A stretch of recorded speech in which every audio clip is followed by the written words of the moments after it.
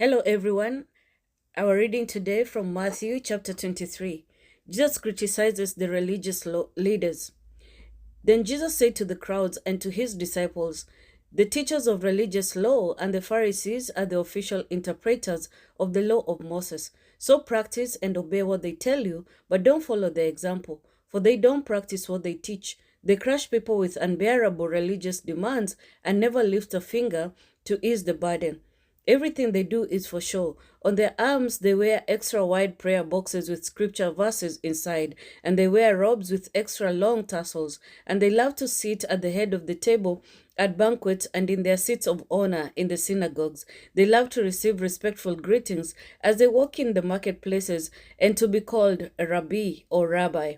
Don't let anyone call you rabbi, for you have only one teacher, and all of you are equal as brothers and sisters. And don't address anyone here on earth as father, for only God in heaven is your father. And don't let anyone call you teacher, for you have only one teacher, the Messiah. The greatest among you must be a servant, but those who exalt themselves will be humbled, and those who humble themselves will be exalted.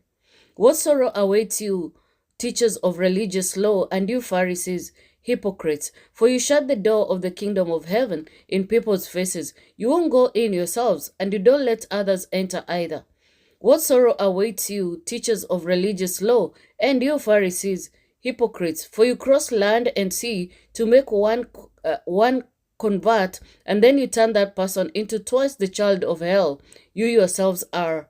Blind guides, what sorrow awaits you, for you say that it means nothing to swear by God's temple, but that it is binding to swear by the gold in the temple. Blind fools, what is more important, the gold or the temple that makes the gold sacred? And you say that to swear by the altar is not binding, but to swear by the gifts on the altar is binding. How blind! For which is more important, the gift on the altar or the altar that makes the gift sacred? When you swear by the altar, you're swearing by it and by everything on it. And when you swear by the temple, you're swearing by it and by God who lives in it. And when you swear by heaven, you're swearing by the throne of God and by God who sits on the throne. What sorrow awaits you, teachers of religious law, and you Pharisees, hypocrites, for you are careful to tithe even the tiniest income from your herb gardens, but you ignore the more important aspects of the law: justice, mercy, and faith. You should tithe, yes, but do not neglect the more important things. Blind guides, you strain your water so you won't accidentally swallow a gnat, but you swallow a camel. What sorrow awaits you, teachers of religious law, and you Pharisees, hypocrites, for you are so careful to clean out the outside of the cup and the dish, but inside you're filthy, full of greed and self-indulgence.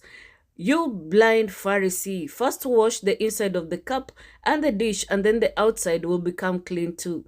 What sorrow awaits you, teachers of religious law, and you Pharisees, hypocrites, for you are like whitewashed tombs, beautiful on the outside but filled on the inside with dead people's bones and all sorts of impurity. Outwardly, you look like righteous people, but inwardly your hearts are filled with hypocrisy and lawlessness.